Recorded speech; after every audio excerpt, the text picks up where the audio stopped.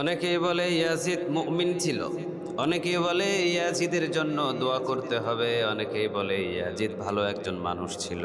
আমার কথা হলো, ইয়াজিদ যদি ভালো মানুষ হয় তাহলে ওনার নেতৃত্বে হুসাইন রাদিয়াল্লাহু তাআলা আনহুকে কিভাবে হত্যা করা হলো, আর হুসাইন রাদিয়াল্লাহু তাআলা আনহুকে যারা হত্যা করলেন ওনাদের বিরুদ্ধে একটা কোনো ব্যবস্থা ইয়াজিদ নেন নাই। ইয়াজিদ মাত্র 3 বছর ক্ষমতায় বসা ছিলেন, মাত্র 3 বছর। ইয়াজিদ 3 বছর ক্ষমতায় বসাতে তিনটা সবচেয়ে বড় বড় ঘটনা ঘটছে। নাম্বার 1, সর্বপ্রথম ইয়াজিদ ক্ষমতায় যখন বসেছেন, ইয়াজিদ ক্ষমতায় বসার সাথে সাথে হুসাইন রাদিয়াল্লাহু তাআলা আনহু সহ 72 জন রাসূলের ফ্যামিলি, 72 জনকে হত্যা করেছে। শুধু তাই নয়, এরপরে মদিনার ভিতরে গণহত্যা করছে, মদিনার ভিতরে গণধর্ষণ করেছে মহিলাদেরকে, এমনকি মহিলা সাহাবী পর্যন্ত ছিল, মহিলা সাহাবীদেরকে গণধর্ষণ হয়েছে এই ইয়াজিদের নেতৃত্ব চলাকালীন। আবার মক্কার গিলাফের ভিতরে আগুন ধরিয়ে দেওয়া হয়েছে, কামান দিয়ে পাথর মারা হয়েছে, ওই দিক দিয়ে হজে আসওয়াদ পাথরের একটা কর্নার পর্যন্ত ভেঙে গেছে, পুরা কাবার চত্বরে আগুন দাও দাও করে জ্বলেছে এই ইয়াজিদ ক্ষমতায় থাকাকালীন। কিন্তু যারা করেছে সবগুলো ছিল ইয়াজিদের কর্মচারী, সবগুলো ছিল ইয়াজিদের সেনাপতি, সবগুলো ছিল ইয়াজিদের নেতৃত্বে, ইয়াজিদের কাছের মানুষ করছে। কিন্তু ইয়াজিদ একটা কথা পর্যন্ত মুখ দিয়ে বাহির করে না। এটাই ছিল সবচেয়ে বড় কথা। ইয়াজিদ মুমিন নাকি মুত্তাকি নাকি কাফের এটা বড় কথা নয়, আমার কথা হলো তার কাজগুলো কি।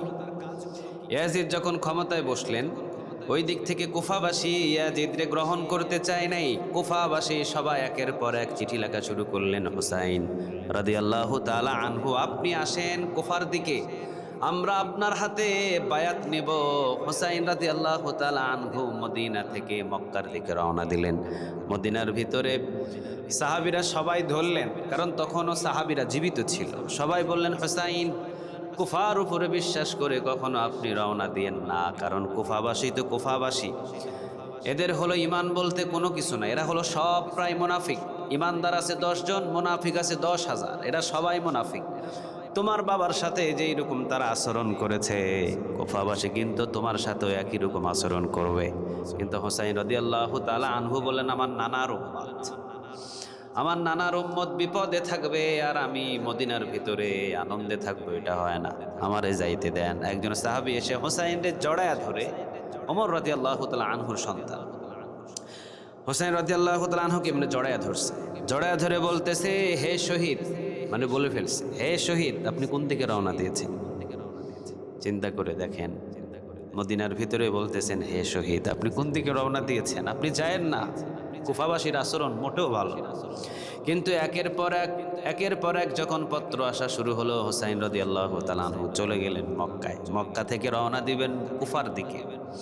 মক্কায় গিয়ে সাহাবীরা আবার বললেন, না হুসাইন আপনি যায়েন না, কারণ কুফাবাসীর আচরণ মোটেও ভালো না, কুফাবাসীর ইমান বলতে কিছু নাই, এরা হলো সব একটা মুনাফিক, বলে এখন এক কথা পরে করে ফেলবে আরেকটা, আপনি যায়েন না, আপনার বাবার সাথে ভালো ব্যবহার তারা দেখায় নাই। হুসাইন রাদিয়াল্লাহু তাআলা আনহুরে অসংখ্য সাহাবীরা প্রায় নিষেধ করলেন, তিনি যাবেন না, কিন্তু উম্মতের চিন্তা, নানার উম্মত বিপদে থাকবে, যারা আমাকে চাচ্ছে, ঠিক আছে আমার চাচাতো ভাই মুসলিম বিন আকিলকে আগে পাঠায়, সে পরিস্থিতিটা দেখে আসুক। মুসলিম বিন আকিলকে যখন পাঠাইয়া দিলেন, মুসলিম বিন আকিলকে সবাই আপ্যায়ন করা শুরু করলেন, এমন আপ্যায়ন করা শুরু করলেন 3 থেকে 4 দিনের ভিতরে 12,000 মানুষ মুসলিম বিন আকিলের হাতে বায়াত নিলেন। মানে হুসাইন রে আপনি আনেন, আমরা হুসাইনের পক্ষে আসি, এই বায়াতটা নিলেন মুসলিম বিন আকিলের হাতে। 2-3 দিনের ভিতরে 12,000 মানুষ। মুসলিম বিন আকিল তখন বললেন, আপনারা সবাই হুসাইন আমার ভাই, চাচাতো ভাইয়ের সাথে থাকবেন তো? সবাই বললেন, হ্যাঁ আপনি আনেন তাড়াতাড়ি, আমরা হুসাইনের সাথে আছি। মুসলিম বিন আকিল পত্র পাঠালেন বরাবর হুসাইন রাদিয়াল্লাহু তাআলা আনহুর কাছে, চাচাতো ভাইয়ের কাছে, ভাইরে পরিস্থিতি বড় ভালো, তেমন কোনো সমস্যা নাই, এই কুফাবাসী আগের মতো নাই, কিন্তু মুসলিম বিন আকিল তাদের চেহারা সুরত সব কিছু দেখে এটাই লিখেছে, আগের মতো নাই, কুফাবাসী পরিবর্তন হয়েছে, আপনি চলে আসেন, কুফার দিকে রওনা দেন, কুফাবাসী আপনার জন্য অপেক্ষায় বসে আছে। এই যে মুসলিম বিন আকিল যখন চিঠি পাঠিয়েছেন, এই চিঠির কথাটা চলে গেছে ইয়াজিদের কাছে, সাথে সাথে কুফার আমির নুমান বিন বাশির নোমান ইবনে বাশির। নোমান ইবনে বাশির রাদিয়াল্লাহু তাআলা আনহু তিনি ছিলেন কুফার আমির, মানে হযরতে মুআবিয়া রাদিয়াল্লাহু তাআলা আনহু তাকে কুফার আমির বানিয়েছিলেন। ইয়াজিদ সাথে সাথে বললেন, কুফার আমির নোমান ইবনে ইয়াজিদ তুমি কি করতেছো? নোমান বিন বাশির, নোমান ইবনে বাশির বলতেছেন, নোমান ইবনে বাশিরকে বলতেছেন, ইয়াজিদ তুমি কি করো? ওইদিকে হোসাইন কুফার ভিতরে আসে, আর তুমি কি বসে বসে মজা দেখো? তোমার আজ থেকে দায়িত্ব স্থগিত দিয়ে দেওয়া হলো। সাথে সাথে যাকে ওই কুফার মসনদে বসানো হলো তার নাম হলো ওবাইদুল্লাহ বিন জিয়াদ। ওবাইদুল্লাহ বিন জিহাদ ছিল মদ্যপানকারী। ওবাইদুল্লাহ বিন জিহাদ ছিল ওবাইদুল্লাহ বিন জিহাদ ছিল মুসলিম, কিন্তু মুসলমান নাম ছিল, কাজ ছিল সম্পূর্ণ জালিমদের সাথে, কাজ ছিল সম্পূর্ণ উল্টাপাল্টা, মানে সে মদ পান করতো, নামাজ তেমন পড়তো না। ওবাইদুল্লাহ বিন জিহাদকে যখনই কুফার আমির বানায়া দিলেন, সাথে সাথে ওবাইদুল্লাহ বিন জিহাদকে বলে দিলেন, হুসাইন তুমি ক্ষমতায় থাকতে কিভাবে আসে, হুসাইন কিভাবে কুফার দিকে আসে, আর কুফাবাসীর সাহস হয় কিভাবে একের পর এক পত্র লেখার, শুধু এতটুকু বলে দিলেন। ওবাইদুল্লাহ বিন জিহাদ আসার সাথে সাথে হুসাইন রাদিয়াল্লাহু তাআলা আনহুর কাছে যারা পত্র লিখেছেন তাদেরকে প্রথমে ধরলেন, তাদেরকে কারাগারে বন্দী করলেন, তাদেরকে একের পর এক হত্যা করা শুরু করলেন। হত্যা করে তাদের এক একটা অঙ্গগুলো খেজুরের গাছের সাথে লটকালেন, কারো কারো অঙ্গগুলো গাছের সাথে লটকিয়ে রাখলেন। এই পরিস্থিতি দেখে সব মানুষগুলো ভীত হয়ে গেছে। এখন আর হুসাইনের জিকির নাই, এখন শুধু ইয়াজিদ ইয়াজিদ ইয়াজিদের জিকির করা শুরু করেছে। ওই যে সবগুলো মুনাফিক ছিল কুফার ভিতরে, এক একটা হুসাইন রাদিয়াল্লাহু তাআলা আনহুর পক্ষে যারা কথা বলছে তারা এখন ইয়াজিদের পক্ষে কথা বলতেছে। মায়ের দেখে, পরিস্থিতি দেখে সব কিছু উল্টে গেছে। মুসলিম বিন আকিল তিনি এবার চিন্তার ভিতরে পড়ে গেছে। মুসলিম বিন আকিল যে ঘরের ভিতরে বসবাস করেন, যে ঘরের ভিতরে অবস্থান করেন, তিনি ছিলেন কুফার ভিতরে সবচেয়ে বড় একজন আলেম এবং খুব হকের উপরে দাঁড়িয়েছিলেন। তিনি ওনার ঘরের ভিতরে অবস্থান করেছিলেন। যখন জানতে পারলেন যে তিনি মুসলিম বিন আকিলকে জায়গা দিয়েছেন, তাকে গ্রেফতার করে নিয়ে আসলেন।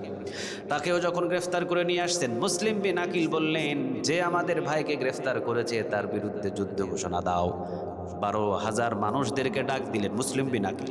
12,000 মানুষই সাড়া দিলেন, 12,000 মানুষই তরবারি ধরলেন। মুসলিম বিন আকিল যার ঘরে ছিলেন তাকে যখন গ্রেফতার করেছেন, ওবাইদুল্লাহ বিন জিহাদের বিপক্ষে তার সামনে দাঁড়িয়ে একটা খুতবা দিলেন যে তাকে যদি না ছেড়ে দাও তাহলে আমরা যুদ্ধ ঘোষণা দিলাম, আমরা এখান থেকে যাব না তাকে না নিয়ে।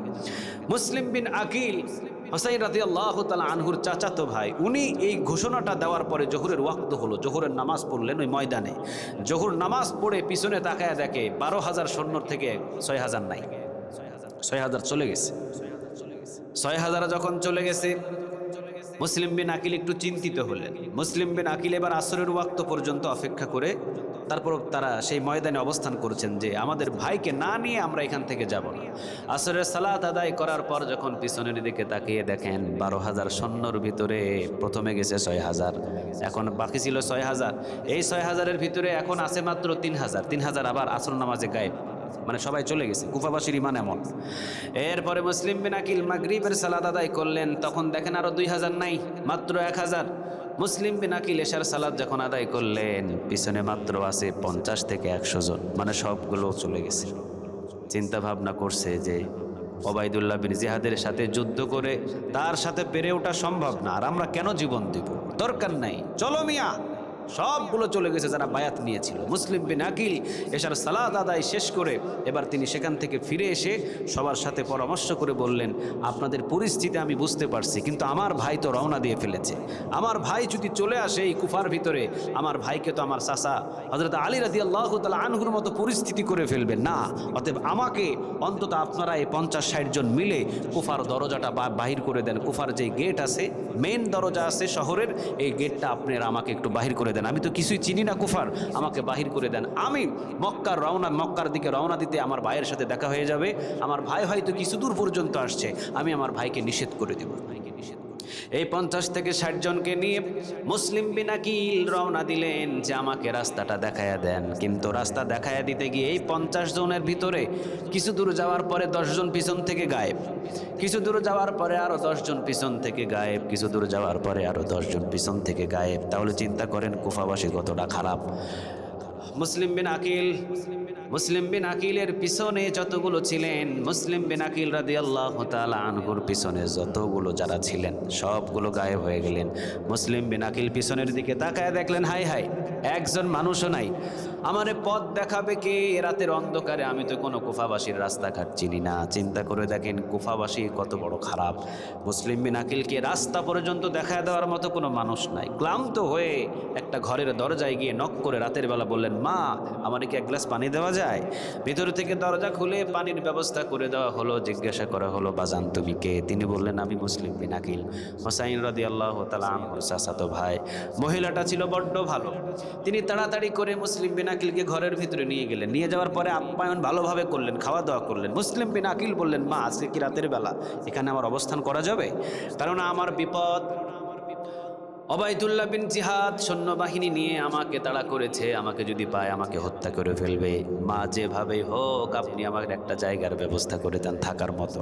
আর আমি আগামীকাল রাতের বেলা রওনা দিয়ে আমার ভাই হুসাইন রাদিয়াল্লাহু তাআলা আনহুকে আবার ফেরত মক্কার দিকে নিয়ে যাব। অন্তত এই উপকারটুকু আপনি করেন। মহিলাটা ঘরের ভিতরে জায়গা দিলেন। তবে মহিলাটা বললেন, বাজান, আমার একটা ছেলে আছে মদ্যপানকারী, ও মদ পান করে। এই মদ্যপানকারী ছেলেটা সারা রাত মদ পান করে, ফজরের আগ মুহূর্তে আসে, সারাদিন ঘুমায়, আবার রাতের বেলা মদ পান করতে চলে যায়। ওইটা থেকে বড় সাবধান। সুন্দর করে বিছানার ব্যবস্থা করে দিলেন। সকালবেলা ভালো ভালো খাবারের আয়োজন করা দেখে ছেলের সন্দেহ হয়েছে, কিরে, মা তো সুন্দর করে খাবার আয়োজন করে কার জন্য? আবার খাবারগুলো সুন্দর করে সাজিয়ে সাজিয়ে ঘরের ভিতরে নিয়ে যায়। তো এইটা দেখে সন্তান ঘরের ভিতরে জানালা দিয়ে উকি দিয়ে দেখে চাঁদের মতো সুন্দর একজন বসে আছে। চিন্তা করলেন, এইটা সাধারণ কোনো মানুষ নয়, এটা নিশ্চয়ই কেউ হবে। তাড়াতাড়ি করে ওবায়দুল্লাহ বিন জিহাদের সৈন্যবাহিনীর কাছে গিয়ে খবর দিয়েছে, আমাদের বাড়িতে একটা মেহমান আছে যারে আমি এর আগে কোনোদিন দেখি নাই, আপনারা গিয়ে দেখতে পারেন। তাড়াতাড়ি সৈন্যবাহিনী নিয়ে এসে ঘেরাও করে দেখে এইটাই হলো মুসলিম বিন আকিল। যুদ্ধ হলো সেখানে। মুসলিম বিন আকিল একাকী তরবারি ধরলেন। যেহেতু হযরত আলী রাদিয়াল্লাহু তাআলা আনহুর বংশধর, তিনি একাই অন্তত শতাধিক মানুষদেরকে, শতাধিক কাফেরদেরকে শেষ করে দিলেন। এরপরে ক্লান্ত হয়ে গেলেন। এরপরে তিনি নিস্তেজ হয়ে গেলেন। এরপরে তাদের কাছে গ্রেফতার হলেন।